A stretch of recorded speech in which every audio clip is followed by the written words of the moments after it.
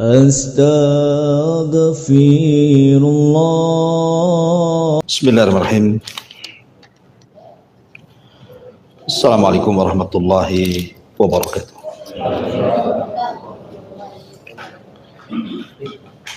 Alhamdulillah wassalatu wassalamu ala Rasulillah wa ala alihi wa sahbihi wa mawala wa la hawla wa la quwata illa billahi wa ba'du. Alhamdulillah, di malam hari ini kembali kita lanjutkan kajian kita, masih membahas tafsir surah Al-Baqarah, dan kita masuk pada ayat ke-26.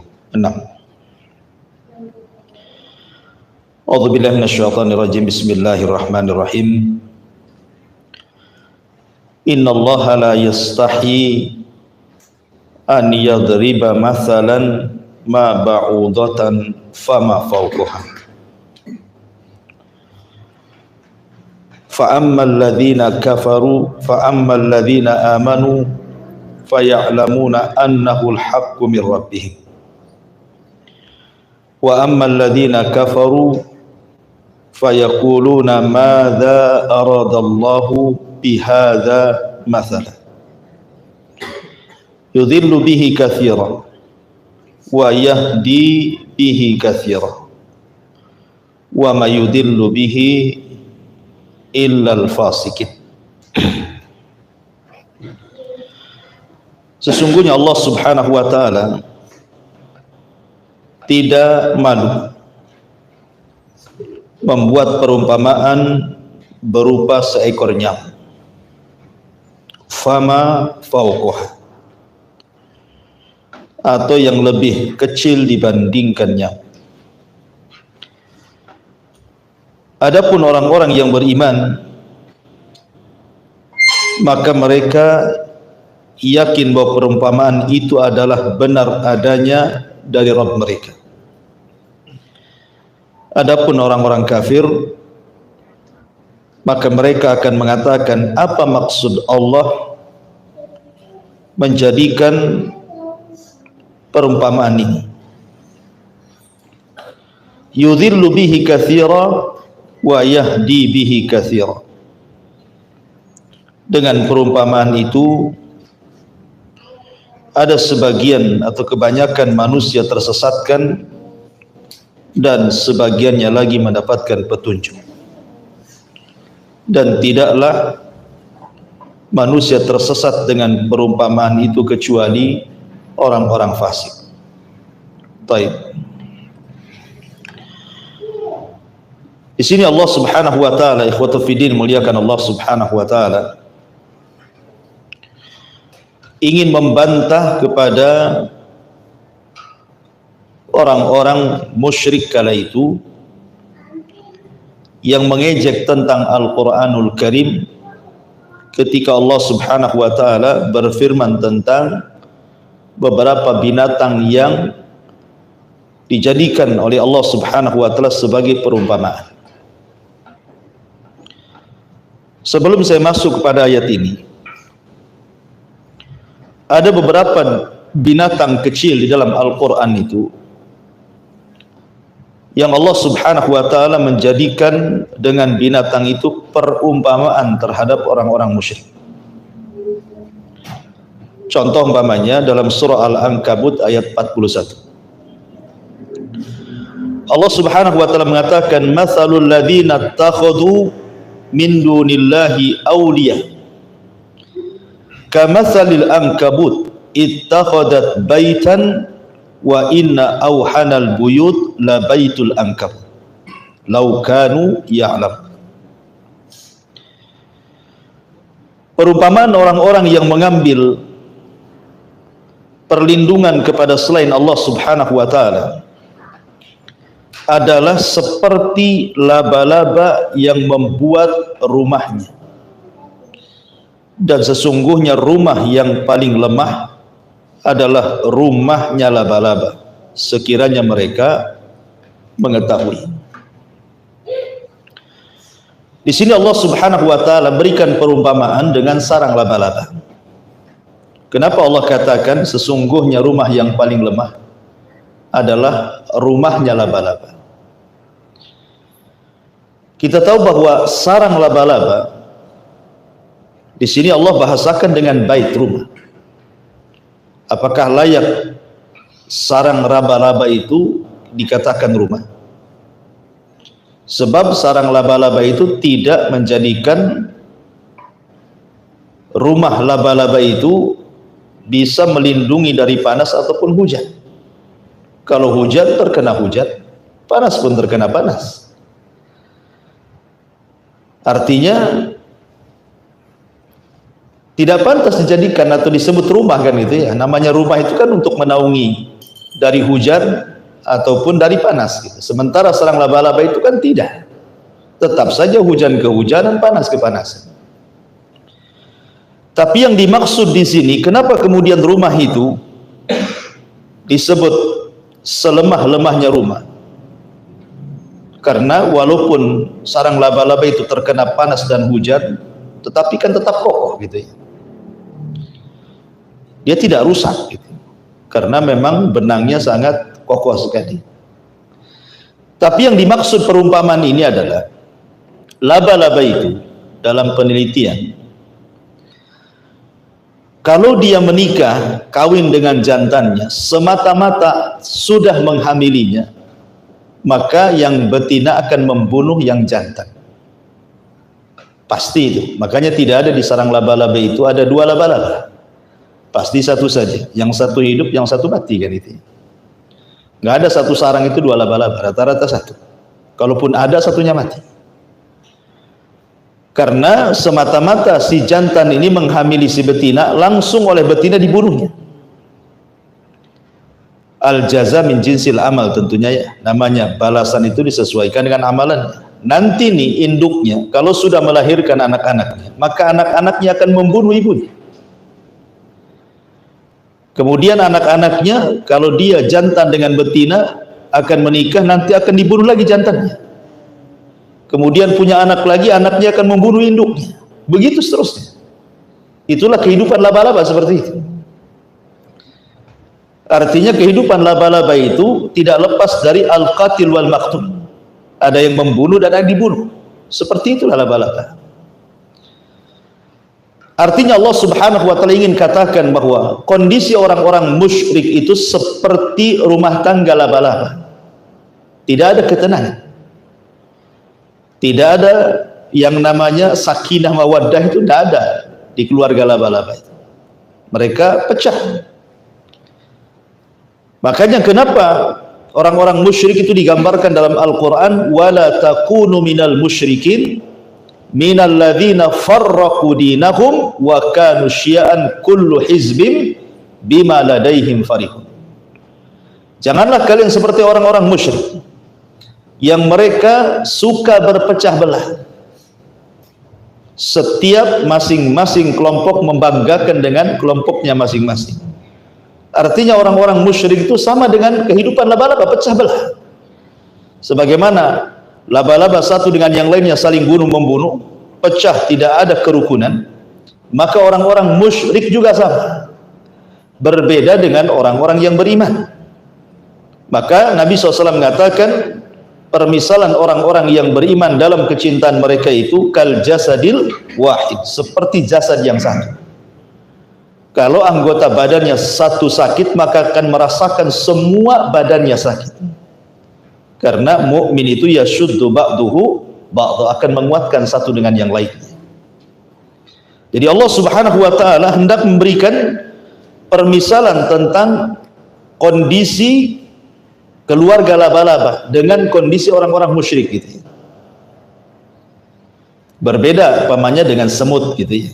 Kalau semut itu kan justru terbalik gitu. Justru semut itu mereka berkoloni, tidak saling membunuh, justru saling membantu gitu. Seperti ketika kisah Sulaiman membawa pasukannya, kemudian semut-semut yang berjalan, pemimpin mereka mengatakan apa? Ya ayyatuhan wahai semut, udkhulu masakinakum la yakhtimannakum Sulaiman wa junuduhu wa hum la yash'urun. Wahai semut, kata pemimpinnya ini, masuklah ke rumah-rumah kalian. Sebentar lagi Sulaiman akan datang dan dia bisa saja menginjak kalian, sementara yang menginjak itu tidak perasan, tidak sadar kalau dia sedang menginjak. Jadi kehidupan semut kan terbalik gitu ya. Seperti kehidupan orang-orang yang beriman harusnya seperti itu.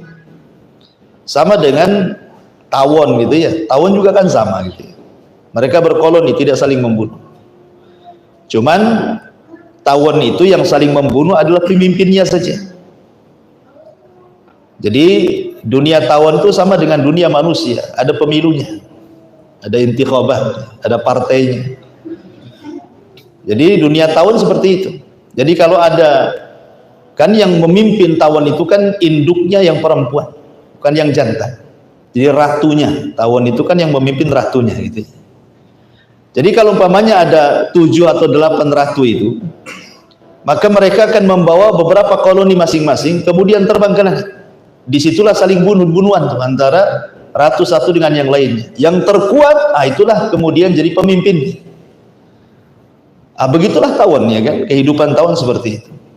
Tapi kalau sudah tertunjuk satu pemimpin, maka yang lain tunduk kepada pemimpinnya. Itulah kehidupan binatang seperti itu ya. Jadi Allah Subhanahu wa taala yang pertama di sini membuat permisalan dengan laba-laba. Makanya Allah Subhanahu wa taala kemudian mengatakan dalam ayat selanjutnya, innallaha ya'lamu ma yad'un min dunihi min syai'in wa huwal azizul hakim wa tilkal amsalu nadribuha lin-nasi wa ma yaqiluha illal alimun. Sungguh Allah mengetahui apa saja yang mereka sembah selain daripada Dia, dan Dia maha perkasa lagi maha bijaksana. Dan perumpamaan ini kami buat untuk manusia, dan tidak ada yang akan memahami kecuali mereka orang-orang yang berakal. Ini satu perumpamaan dalam Quran. Kemudian perumpamaan yang kedua, perumpamaan seekor lalat. Dan itu disebutkan dalam surah Al-Hajj ayat 73. Surah Al-Hajj ayat 73. Allah mengatakan, ya ayyuhan nas dzuriba mathal fastami'u lah. Innal ladzina tad'una min dunillahi la yakhluqu dzubaban walau istama'u lahu wa in yaslubhumud dzubabu syai'an la yastanqidhuhu minhu dha'ufat talib wal matlub. Wahai manusia, telah dibuat perumpamaan kepada kalian, maka dengarkanlah. Sesungguhnya orang-orang yang mereka menyeru kepada selain Allah, maksudnya orang-orang musyrik, sesembahan-sesembahan yang mereka seru itu, lan yakhluqu dzubaba, tidak akan sanggup untuk menciptakan seekor lalat sekalipun. Walau istama'ulah, walaupun semua sesembahan berkumpul. Coba kumpulkan satu dunia sesembahan, berhala-berhala yang disembah itu, kumpulkan satu dunia di satu lapangan, kemudian katakan kepada berhala-berhala itu, buatlah oleh kalian satu ekor lalat. Buat ya, satu ekor lalat saja. Kalian sanggup? Tidak akan sanggup. Kalau satu ekor lalat saja tidak sanggup dibuat, tidak sanggup menciptakan satu ekor lalat, bagaimana mereka kemudian layak untuk disembah? Bukankah yang disembah itu yang menciptakan? Kemudian lebih lemahnya lagi ketika Allah mengatakan, wa in yaslubhumud dzubabu syai'an la yastanqidhuhu minhu. Kalau seandainya ada sesajen yang diberikan kepada berhala, kemudian datang lalat mengambil sedikit saja dari makanan sesajen itu, sanggup nggak berhala itu mengambilnya kembali? Tidak akan sanggup. Sudah nggak usah bicara menciptakan. Seandainya lalat ini mengambil makanan yang dihidangkan kepada para berhala, kemudian terbang entah kemana, sanggup nggak berhala itu mengambil lagi makanannya? Tidak akan sanggup. Dari sini Allah mengatakan dha'ufat talib wal matlub, sungguh lemah at-talib, maksudnya orang-orang yang menyembah berhala, wal matlub, dan juga berhalanya sekali, lemah dua-duanya. Orang yang menyembah berhala lemah, kenapa dia menyembah kepada berhala yang tidak sanggup untuk mengambil apa yang dicuri lalat? Atau berhala yang tidak sanggup menciptakan walaupun seekor lalat. Kemudian lemah berhalanya, sudah jelas berhalanya lemah, dia sendiri dipahat oleh manusia. Di sini Allah Subhanahu wa taala menyebut soal lalat dalam Al-Qur'an. Karena lalat juga satu di antara keajaiban ciptaan Allah, kan begitu. Kata Nabi sallallahu alaihi wasallam, "Idza dakhala ad-dubabu fi ina'i ahadikum fal yagnishu." Apabila lalat terbang kemudian hinggap di salah satu minuman di bejana kalian, maka celupkan, kata Rasul. Lalat itu dia kalau terbang ke minuman dia akan miring, ya. Kemudian miring terbangnya, kemudian sayapnya itu yang terdapat penyakit akan dicelupkan. Jadi sayap itu kalau sudah ngambang tuh di air, maka satu sayapnya akan ke atas, sayap satunya akan tercelup. Kenapa? Karena sayap ingin meracuni minuman yang kita minum.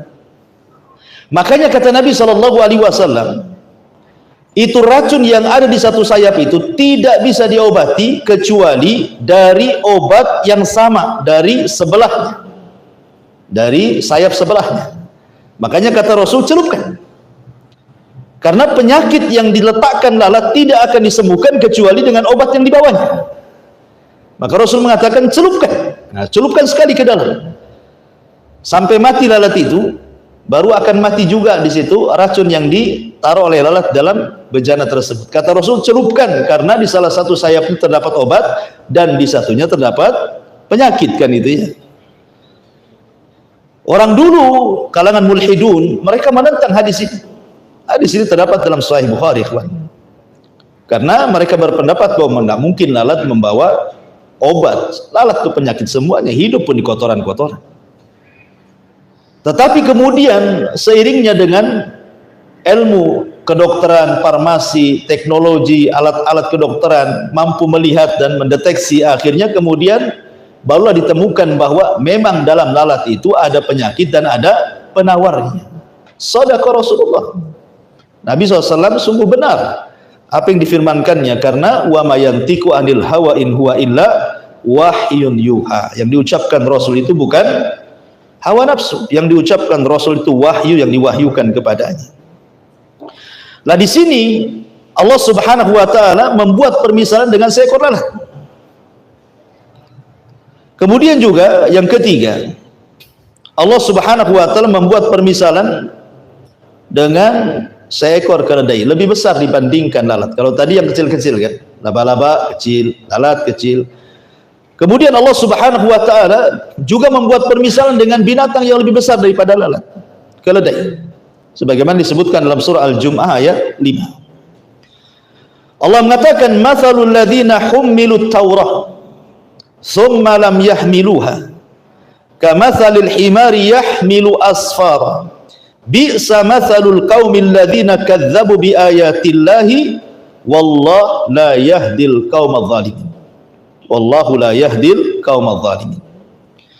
Perumpamaan orang-orang yang diberi tugas membawa Taurat, maksudnya orang-orang Yahudi, kemudian mereka tidak membawanya, artinya tidak mengamalkannya, adalah seperti keledai yang membawa kitab-kitab yang tebal, tapi keledai tidak paham yang di bawahnya. Sangat buruklah perumpamaan kaum orang-orang yang mendustakan ayat-ayat Allah, dan Allah tidak memberi petunjuk kepada orang-orang zalim. Di sini Allah Subhanahu wa taala ingin memberikan perumpamaan orang-orang Yahudi dengan seekor keledai. Karena di antara sifat orang Yahudi itu Allah berikan kecerdasan, tetapi tidak mau mengamalkan kecerdasan. Berbeda dengan orang Nasrani, tidak diberikan kecerdasan tapi banyak mengamalkan tanpa ilmu. Yahudi punya ilmu tapi tidak beramal. Nasrani tidak punya ilmu tapi rajin beramal. Islam menggabungkan antara ilmu dan amal. Itu maksudnya. Nah, di sini lihat Allah Subhanahu wa taala mengatakan permisalan mereka seperti keledai. Anda tumpuk buku setinggi langit di atas pundak keledai itu, tidak paham yang dibawanya apa, isinya apa, tidak tahu. Dia hanya bawa saja. Begitulah orang-orang Yahudi, diberikan Taurat, dan wejangan-wejangan dari para nabi tidak paham apa isi Taurat. Mereka tidak mau mengamalkannya. Mereka hanya tahu tapi tidak mau mengamalkannya. Maka di sini Allah buat permisalan dengan seekor keledai. Kemudian juga yang keempat, Allah Subhanahu wa taala menyebutkan dalam surah Al-A'raf, ayatnya lupa. Allah Subhanahu wa taala membuat permisalan dengan seekor anjing. Al-A'raf ayat 175 wasallam. 175 ya.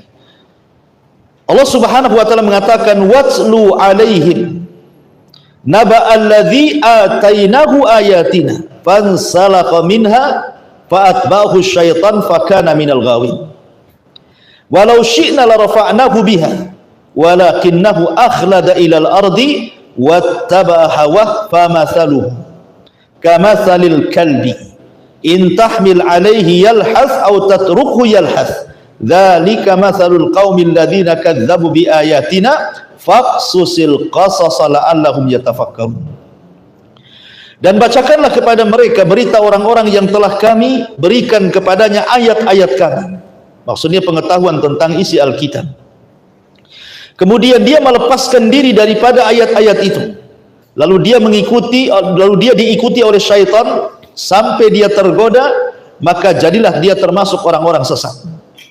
Dan kalaulah kami menghendaki, sesungguhnya kami tinggikan derajatnya dengan ayat-ayat itu. Tetapi dia cenderung kepada dunia dan menurutkan hawa nafsunya yang sangat rendah, maka perumpamaannya seperti seekor anjing. Jika kamu menghalaunya, dia julurkan lidahnya. Jika kamu membiarkannya, tetap saja dia menjulurkan lidahnya. Demikian itulah perumpamaan orang-orang yang mendustakan ayat-ayat kami, maka ceritakan kepada mereka kisah-kisah itu agar mereka berpikir. Ayat ini sebenarnya bercerita tentang seorang saleh Bani Israel namanya Bal'am ibn Ba'urah. Ada orang namanya Bal'am ibn Ba'urah. Ada yang mengatakan dalam kitab Taurat, Bal'am ini seorang penyihir gitu ya. Tapi ada juga yang mengatakan bukan, dia ulamanya Bani Israel. Jadi suatu ketika Nabi Musa alaihi salatu wassalam membawa pasukan atau membawa Bani Israel diselamatkan dari Mesir ke Palestina, ya, menuju Palestina. Lah kemudian Nabi Musa sampai di Bukit Husban. Di Bukit Husban. Bukit Husban itu adalah mendekati sebuah kerajaan yang dipimpin oleh Balak ibn Safur. Dia sangat takut kalau kedatangan Nabi Musa itu hendak menyerbu mereka, sehingga mengancam kekuasaan. Akhirnya mereka datang kepada Bal'am ibn Ba'urah yang menguasai Ismul A'zam, namanya nama-nama Allah yang agung. Dan Bal'am itu dikenal kalau berdoa mustajab doanya, tidak mungkin meleset doanya. Sehingga akhirnya kemudian datang kepada Bal'am supaya berdoa kecelakaan kepada Musa dan juga Bani Israel. Tapi Bal'am tahu bahwa posisi Nabi Musa, dia seorang Nabi dan Rasul, tidak mungkin saya mendoakan buruk kepada mereka. Tetapi kemudian raja ini berusaha untuk menyogok Bal'am dengan harta yang banyak, dengan kedudukan yang tinggi. Lama-lama Bal'am tergiur, kemudian mau mendoakan kecelakaan kepada Musa dan Bani Israel yang berada di atas Bukit Husban itu. Akhirnya kemudian ketika betul-betul Bal'am mendoakan doa keburukan, rupanya lisannya terpeleset. Tidak bisa. Setiap dia mendoakan keburukan kepada Musa, malah mendoakan keburukan kepada kaumnya. Sehingga dia mengatakan tidak bisa. Ini tidak bisa dilakukan. Kenapa? Yang saya doakan pun orang biasa. Akhirnya kemudian Bal'am memberikan solusi, karena tidak manjur lagi doanya. Dia memberikan solusi supaya gadis-gadis daerah itu pura-pura berjualan masuk ke tengah-tengah Bani Israel. Disuruh berzina. Siapapun yang terkena berzina itu sudah cukup. Goda laki-lakinya, buat berzina mereka, satu saja sudah cukup. Akhirnya betul-betul diutus para gadis ini pura-pura bawa dagangan, masuk ke tenda-tenda Bani Israel menawarkan dagangan. Rupanya ada yang tergoda, akhirnya melakukan perzinahan. Sebab itulah maka akhirnya Musa dan kaumnya diazab oleh Allah Subhanahu wa taala. Ya, mereka tidak bisa keluar dari situ. Ketika kemudian Nabi Musa tidak tahu penyebabnya apa, akhirnya kemudian seseorang kepercayaan Musa Kemudian tahu penyebabnya, akhirnya didatangi tenda salah seorang Bani Israel yang sedang berzina dengan wanita tempat itu, kemudian ditusuk punggungnya sampai nancap dengan badan si wanita. Kemudian diacungkan ke langit dan mengatakan, inilah balasan kepada orang-orang yang telah murka melukai dirimu ya Rabb. Sejak itulah kemudian azabnya diangkat lagi. Dari sini Bal'am khasirat dunya wal akhirah. Akhiratnya rugi, dunia juga rugi. Makanya Allah mempermisalkan tentang Bal'am dan bacakan kepada mereka berita tentang orang-orang yang telah kami berikan kepadanya ayat-ayat kami. Maksudnya Bal'am bin Ba'urah diberikan kekuasaan oleh Allah, doanya mustajab, menguasai Ismul Azam, nama-nama Allah yang agung. Kemudian dia melepaskan diri. Bahasa Quran itu fansalakh. Insalakh itu artinya ular yang melepaskan bajunya. Itu istilah insalakh itu biasanya diistilahkan ular yang melepas bajunya itu. Jadi Bal'am ini melepas baju keimanannya, keulamaannya dilepas. Itu maksudnya. Kemudian setan mengikuti dia. Bukan dia ikut setan, setan pula ikut dia. Dan dia termasuk orang-orang yang tersesat. Dan kalau kami menghendaki, sesungguhnya kami tinggikan derajat Bal'am ini dengan ayat-ayat itu gitu ya. Kalau dia tetap jadi ulama, tidak menyakiti para nabi, tentu dia akan jadi orang yang tinggi derajatnya.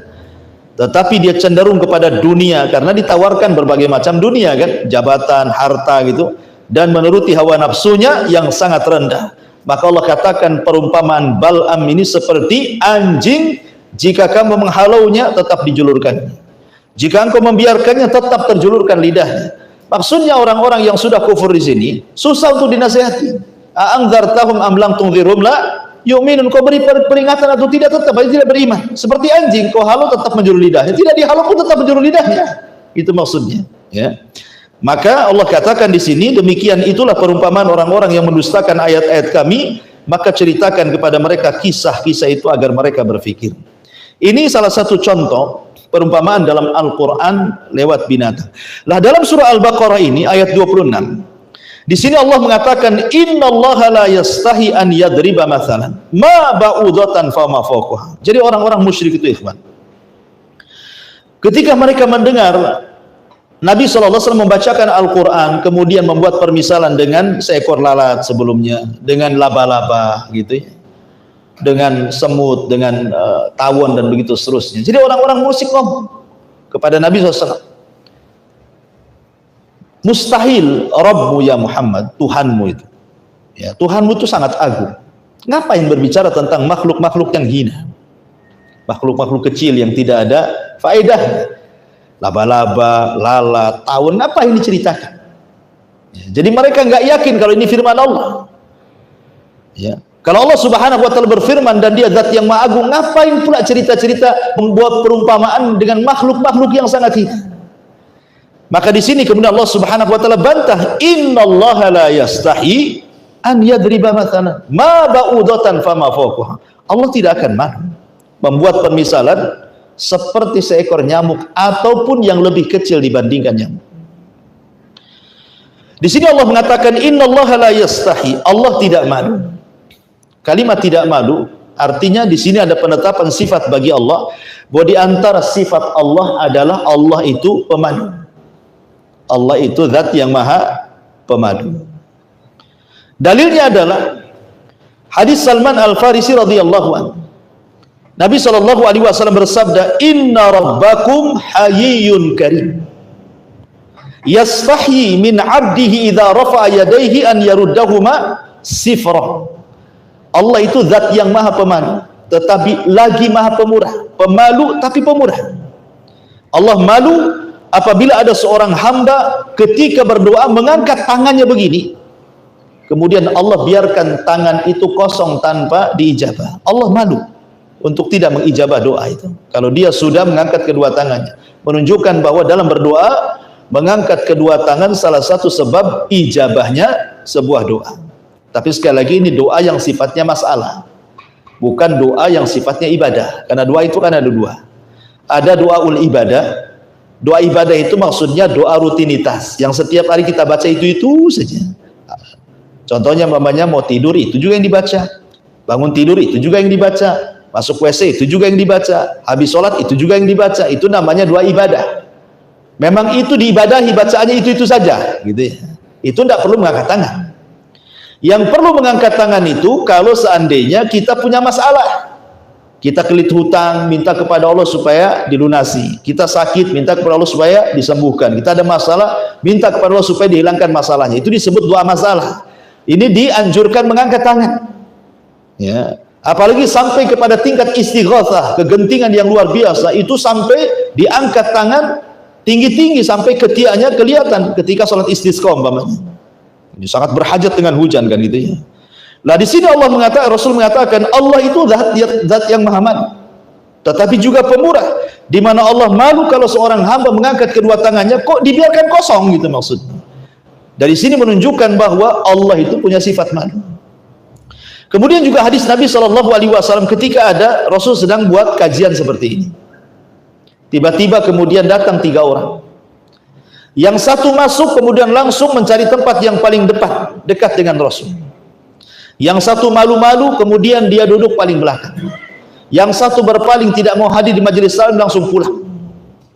Kemudian kata Nabi SAW, amal awal. Adapun yang pertama yang ketika masuk langsung duduk paling depan dekat Nabi, fa'awa ilallah fa'awahullah. Karena dia ingin mendapatkan perlindungan Allah, Allah lindungi kehidupannya. Wa amma tsani, adapun yang kedua, fastahya, karena dia malu-malu, makanya dia duduk paling belakang. Fastahya Allah, Allah pun malu untuk memberikan rahmatnya kepadanya. Adapun yang ketiga, fa'aradallahu an, karena dia berpaling, Allah pun berpaling dari dia. Di sini ada sifat malu bagi Allah. Ya, jadi sifat malu itu sifat yang baik. Makanya di antara sifat malu Allah itu, Allah titipkan sifat malu ini kepada orang-orang soleh. Orang-orang soleh dari kalangan kaum muslimin, mereka memiliki sifat malu. Sehingga Allah Rasul sallallahu alaihi wasallam mengatakan dalam hadis Abdullah bin Mas'ud radhiyallahu an, Rasul mengatakan istahyu minallahi haqqal haya. Malulah kepada Allah dengan sebenar-benarnya malu. Sahabat mengatakan, ya Rasulullah, wahai Rasul, inna lanastahi walhamdulillah. Rasul, kami punya rasa sifat malu, alhamdulillah, kata para sahabat. Kemudian Rasul mengatakan, laisa dzak, bukan itu maksudnya. Kemudian Rasul mengatakan, faqala Nabi sallallahu alaihi wasallam, kata Nabi sallallahu alaihi wasallam, walakinna al-istihya'u minallah, tetapi maksudnya rasa malu kepada Allah itu haqqul haya, dengan sebenar-benar malu adalah antahfadhar ra'sa wa mawa. Pertama, jaga kepala dan isinya. Kemudian yang kedua, wa tahfadhal batna wa mahawa, jaga isi perut dan isinya. Wa tatadzakkar al-mauta wal bilah, dan engkau mengingat kematian dan juga mengingat ujian. Wa man aradal akhirata taraka zinatad dunya, maka siapa yang menghendaki akhirat, dia akan meninggalkan perhiasan dunia. Faman fa'ala dzalika faqad istahya minallahi haqqal haya, maka siapa yang melakukan 3 perkara tadi, maka dia telah betul-betul memiliki rasa malu kepada Allah Subhanahu wa taala. Jadi sini orang dikatakan malu kepada Allah itu pertama menjaga kepala dan isinya. Kemudian yang kedua menjaga perut, termasuk juga kemaluan dan isinya. Kemudian yang ketiga mengingat kematian dan juga ujian yang Allah turunkan kepada kita. Jadi kalau pandangan kita memandang yang haram, berarti kepala kita belum punya rasa malu. Gitu. Kalau kita memakan makanan yang haram, berarti kita belum punya rasa malu kepada Allah. Kalau kita masih mendengar hal-hal yang tidak dihalalkan, yang haram, berarti telinga kita masih belum punya rasa malu. Gitu maksudnya. Ya. Jadi kalau kita masih mengikuti hawa nafsu, belum dikatakan punya rasa malu kepada Allah. Karena orang yang punya rasa malu itu orang yang menjaga kepala, termasuk matanya dijaga, telinganya dijaga, lisannya dijaga, otaknya dijaga, kan itu. Kemudian perut, kemaluannya dijaga, hal-hal yang bisa memasukkan ke perut, yang halal yang haram juga dijaga, termasuk juga mengingat kematian, supaya kita semangat lagi beribadah. Itulah yang disebut dengan malunya kita kepada Allah Azza wa Jalla. Dan dalam sebuah hadis Nabi SAW mengatakan bahwa al-haya'u syu'batun minal iman, bahwa malu itu dia bagian daripada iman, dan rasa malu tidak mendatangkan kecuali kebaikan, kata Rasul. Dan Rasul mengatakan dalam sebuah hadis, inna mimma adrakan nas min kalamin nubuwatil ula, sesungguhnya dari ucapan para nabi turun temurun dari sejak dulu sampai sekarang, kata Rasulullah. Kemudian Rasul mengatakan, idza lam tastahi fasna ma syi'ta, kalau engkau tidak punya rasa malu, lakukan sekehendakmu, gitu. Al-Imam Al-Qa'nabi, salah seorang syekh daripada Imam Malik, ya. Jadi Imam Qa'nabi ini dulunya mantan preman, kemudian jadi ulama, itu tukang mabuk, Imam Qa'nabi. Jadi suatu ketika lewatlah seorang alim min ulama'il hadis, ya, namanya Syu'bah kalau tidak salah. Dia bersama murid-muridnya sedang naik kuda, dihadang sama Qa'nabi. Orang lagi mabuk, ya kan? Kemudian tiba-tiba menghadang. Hampir sampai murid-muridnya Syu'bah ini mau menghalau, tapi Syu'bah mengatakan biarkan. Dia ngomong apa itu? Biarkan orang mabuk itu. Kemudian diperingatkan murid-muridnya, hei, kamu siapa? Kamu menghalangi jalannya ulama. Ini ulama dunia, ulama hadis. Ngapain kau menghalangi jalannya seorang alim? Katanya, kok Nabi, oh kau orang alim ya, katanya. Orang mabuk kan itu, orang mabuk ya, ngomongnya asal-asalan. Kau orang alim rupanya ya, katanya. Kalau kau orang alim, coba ceritakan satu hadis kepada. Orang mabuk dulu masih tahu hadis kan. Orang mabuk sekarang mana tahu hadis. Coba ceritakan satu hadis kepada saya, katanya. Imam Syu'bah mengatakan, baik, katanya, haddatsana fulan qala haddatsana fulan, sampai kepada hadis ini, inna mimma adrakan nas min kalamin nubuwatil ula fasna idza lam tastai fasna ma syi'ta, katanya. Dari seluruh perkataan para nabi yang turun temurun itu adalah, kalau kau tidak punya rasa malu, lakukan sekehendakmu, katanya. Akhirnya dia sadar dengan mendengar hadis ini, dia sadar, belajar, jadi ulama besar. Jadi ulama dunia Imam Qa'nabi. Ya, dia gurunya Imam Malik kalau tidak salah. Ya. Ma'asyiral muslimin yang dimuliakan Allah Subhanahu wa taala, intinya bahwa innallaha la yastahi, Allah tidak malu an yadriba, untuk membuat masalan sebuah permisalan, ma ba'udatan, seekor nyamuk. Qatu fidin muliakan Allah Subhanahu wa taala, nyamuk ini ya adalah binatang yang sangat ajaib, ikhwan. Ya, karena kalau kita lihat gitu ya, kondisi nyamuk ini memang kalau kita teliti betul-betul dengan alat mikroskop dan yang lainnya gitu ya, tentu kita akan lihat kebesaran ciptaan Allah Subhanahu wa taala. Bayangkan ikhwatu fiddin muliakan Allah Subhanahu wa taala.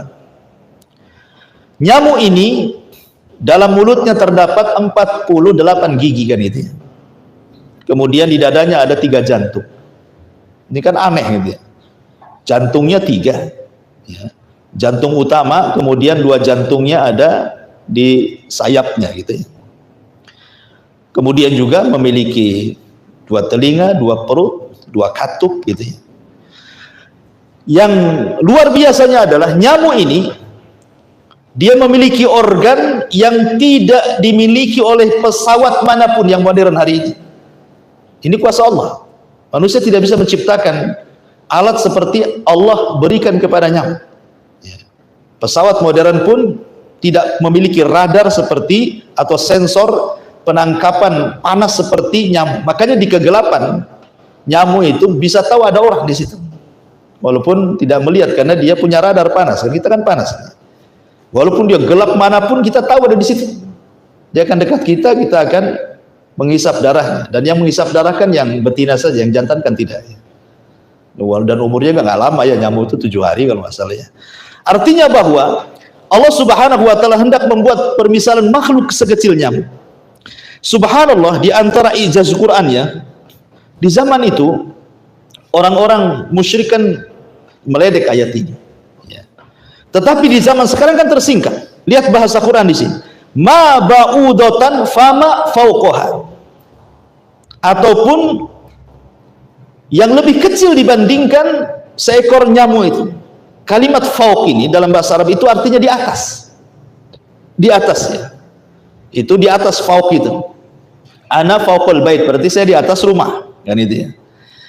Kalimat di atas ini rupanya setelah diteliti oleh alat yang canggih gitu ya, rupanya di atas nyamuk itu ada nyamuk juga, ada mungkin binatang yang lebih kecil di dalam nyamuk itu. Jadi nyamuk itu sudah kecil, tapi ada binatang yang nempel di atas nyamuk lagi ya. Tetapi hanya khusus di nyamuk betina, makanya di sini pakai ha. Ha itu dhamir ke perempuan, kalau hu ke laki-laki ya. Makanya fama fauqaha, kan di atasnya nyamuk yang betina, maksudnya begitu, bukan yang jantan. Jadi kalau nyamuk betina kita tangkap, kemudian kita masukkan ke alat ya, kemudian kita tengok gitu ya pakai mikroskop ya, maka di situ ada binatang yang lebih kecil dibandingkan nyamuk berada di atas kepala nyamuk itu, dan dia tidak lepas daripada nyamuk karena makanannya ada di nyamuk itu juga, gitu maksudnya. Coba bayangkan ya, ini bahasa Quran. Di zaman dulu kan tidak ada alat-alat yang melihat bakteri-bakteri gitu ya yang di atas nyamuk. Rupanya ada juga, makanya bahasa Qurannya Allah tidak malu untuk membuat permisalan dengan seekor nyamuk ataupun yang lebih rendah dibandingkan nyamuk. Rupanya yang lebih rendah dibandingkan nyamuk itu adalah nyamuk lain yang berada di atas nyamuk, gitu maksudnya gitu ya. Ya mungkin semacam binatang kecil yang dia asupan makanannya dari nyamuk itu, justru dari nyamuk itu. Makanya bahasanya fama fauqaha ya, dan di atasnya gitu ya. Dan ha ini kembali kepada nyamuk perempuan, yang jantan tidak, karena yang jantan itu dia tidak menghisap darah, dia bunga-bunga ya. Nah, jadi di sini Allah mengatakan ingin membuat permisalan tentang luar biasanya ciptaan Allah Azza wa Jalla. Allah juga mentafsirkan wa ma fauqaha itu maksudnya di atasnya lebih besar dibandingkan nyamuk. Jadi Allah tidak malu membuat permisalan di atas nyamuk, mungkin di atasnya lagi sampai kepada malaikat lah, sampai ke langit, sampai ke arah, sampai kursi kan gitu ya. Dan itu semua kuasa Allah. Ya, kuasa Allah Subhanahu wa taala. Jadi ketika Allah membuatkan permisalan dengan binatang di situ, agar kita bisa berpikir bahwa beginilah Allah menciptakan makhluknya sehebat ini, sekecil itu saja memiliki 48 gigi, 3 jantung, memiliki radar yang tidak dimiliki pesawat. Ini ciptaan siapa? Kan itu maksudnya. Manusia saja tidak bisa menciptakan ya. Kalau bukan ciptaan Allah Subhanahu wa taala. Dan ini ijazul Quran namanya. Kehebatan Al-Quran terbukti hari ini. Yang dulu di zaman itu mungkin belum peralatan, mungkin semua mengingkari adanya Quran, aneh-aneh saja ya. Ternyata hari ini banyak terbukti ya, bahwa Al-Quran itu tidak menyelisihi juga sains dan begitu seterusnya. Ma'asyiral muslimin yang dimuliakan Allah Subhanahu wa taala.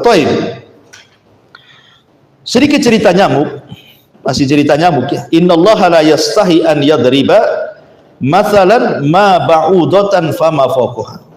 Sungguhnya Allah tidak malu untuk membuat permisalan dengan seekor nyamuk fama fawqaha, atau mungkin lebih kecil dibandingkan nyamuk, atau mungkin di atasnya nyamuk, gitu maksudnya. Bisa diartikan lebih kecil dari nyamuk ataupun mungkin lebih besar dibandingkan nyamuk ya.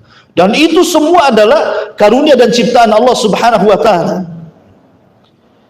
Ketika Nabi sallallahu alaihi wasallam menggambarkan tentang dunia ini, kata Nabi sallallahu alaihi wasallam, "Lau kanatid dunya ta'dilu janaha ba'udha, ma saqal kafir syurbata ma'in." Kalau seandainya dunia ini memiliki manfaat walaupun seperti sayap seekor nyamuk, kan itu bahasanya. Kalau seandainya dunia ini punya manfaat walaupun manfaatnya tidak banyak, hanya seperti sayap seekor nyamuk, tentu orang kafir tidak akan diberi kesempatan meminum satu teguk air pun, karena tidak layak orang kafir mengambil manfaat dari bumi. Bumi yang menciptakan Allah, air yang menurunkan Allah, semua Allah yang punya. Berarti orang kafir tidak berhak mengambilnya ya. Tetapi karena dunia ini tidak memiliki faedah sama sekali, rendah bahasa kitanya, makanya orang kafir mereka bisa hidup di situ. Itu maksudnya.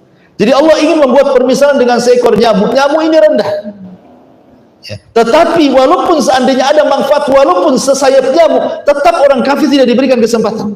Tapi karena dunia ini lebih rendah dibandingkan nyamuk, gitu maksudnya, lebih rendah dibandingkan sayap nyamuk, makanya orang kafir bisa berjalan di bumi ya. Mereka bisa makan, mereka bisa minum, mereka bisa istirahat, macam-macam. Karena dunia ini pada dasarnya mal'un, dilaknat, kecuali orang-orang yang dikecualikan Allah Subhanahu wa taala. Makanya Allah mengatakan wal asri innal insana lafi khusrin. Kalimat khusrin ini umum, nakirah. Semua manusia itu rugi. Ya, enggak ada yang selamat illa kecuali. Nah, baru dikecualikan orang yang beriman, beramal soleh, berdakwah, sabar kan gitu ya. Barulah orang-orang yang bisa selamat dari bumi.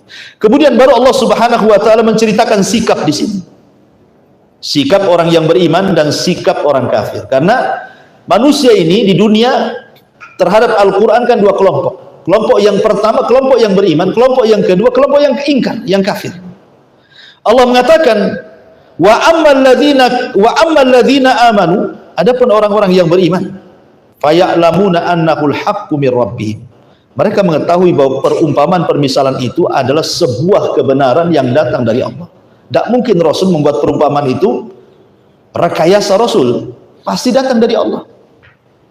Tetapi orang-orang yang beriman, mustahil ataupun tidak mustahil, diketahui hikmah ataupun diketahui hikmah, tidak diketahui hikmah atau diketahui hikmah, tetap mereka mengatakan sami'na wa ata'na. Makanya Abu Bakar Siddiq, kenapa disebut As-Siddiq? Abu Bakar, karena Abu Bakar itu membenarkan yang tidak pernah dibenarkan satupun para sahabat. Coba bayangkan ketika peristiwa Isra Mi'raj, Nabi SAW dalam semalam bisa berjalan dari Masjidil Haram ke Masjidil Aqsa yang kalau ditempuh oleh unta itu bisa 1 bulan. Datanglah orang ini kepada Abu Bakar, karena ketika Rasul menceritakan itu Abu Bakar tidak hadir di situ. Ketika Rasul ditertawakan orang-orang musyrik, ini menghayal, mana ada orang bisa berjalan dalam beberapa waktu dari Masjidil Haram ke Aqsa. Ah, ini orang gila ini. Akhirnya kemudian orang ini ingin memberitahu Abu Bakar, orang kafir ini, supaya Abu Bakar ragu-ragu tentang agama Muhammad, gitu maksudnya. Karena dia yang paling membenarkan waktu itu kan itu. Dia mengatakan, ya Abu Bakar, mungkinkah sahibmu, maksudnya Muhammad itu, dalam 1 malam, oh dia bisa berjalan dari Masjidil Haram ke Masjidil Aqsa, apa enggak gila? Kata Abu Bakar, kalau seandainya aku imani, ya, berita yang jauh dibandingkan Aqsa, langit ke-7 sana, aku beriman. Apalagi hanya Aqsa yang dekat katanya. Bahasanya kalau memang ada sesuatu yang lebih mustahil dikatakan Rasul daripada peristiwa Mi'raj ini, Isra Mi'raj ini, aku yang akan pertama membenarkannya, gitu bahasanya. Maka sejak itu disematkan kalimat As-Siddiq di ujung nama Abu Bakar. Abu Bakar As-Siddiq gara-gara peristiwa Isra Mi'raj. Dari sini percontohan bahwa kalau kita mendapatkan kabar dari Al-Qur'an, tersingkap ataupun tidak rahasianya, tersingkap atau tidak hikmahnya, diketahui ataupun tidak, tetap kita yakin ini adalah firman Allah. Sami'na wa ata'na. Selesai. Itu orang yang beriman. Enggak macam-macam orang yang beriman itu. Tapi lihat orang-orang kafir, wa ammal ladzina kafar. Adapun orang-orang kafir, fayaquluna, mereka mengatakan, mada aradallahu bihadza mathala. Maunya apa Allah itu membuat permisalan nyamuk, laba-laba, lalat, tawon, semut, begitu seterusnya. Apa maksudnya Allah itu maksudnya di sini kan? Makanya kemudian Allah mengatakan yudhillu bihi katsira wa yahdi bihi katsira. Ada yang mengatakan ini ucapan orang kafir. Jadi sebagian ahli tafsir mengatakan kalau ini adalah ucapan orang kafir, berarti lanjutan daripada perkataan fayaquluna ma aradallahu bihadza mathala yudhillu bihi katsira wa yahdi bihi katsira, gitu maksudnya.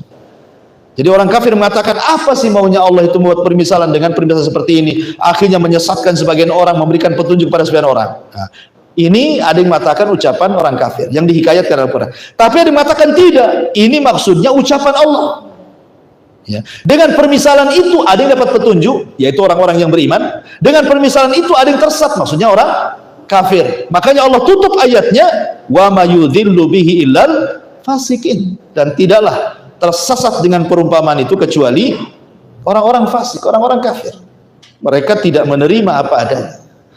Makanya dari sini ada kaidah bahwa mengingkari satu ayat dalam Al-Quran sama dengan mengingkari satu Quran. Dari mana? Dari kalimat wa ma yudhillu bihi illal fasikin. Ini kan ayat ini tentang ayat 26. Bicara tentang perumpamaan seekor nyamuk. Dengan perumpamaan seekor nyamuk, ada yang tersesat, orang kafir, ada yang beriman, orang yang beriman. Dan tidaklah tersesat gara-gara mengingkari ayat ini kecuali orang kafir. Berarti satu ayat saja diingkari sama dengan mengingkari satu Quran, gitu maksudnya. Ya, tidak boleh kita mengingkari satu ayat saja cukup. Anda sudah mengingkari satu Quran.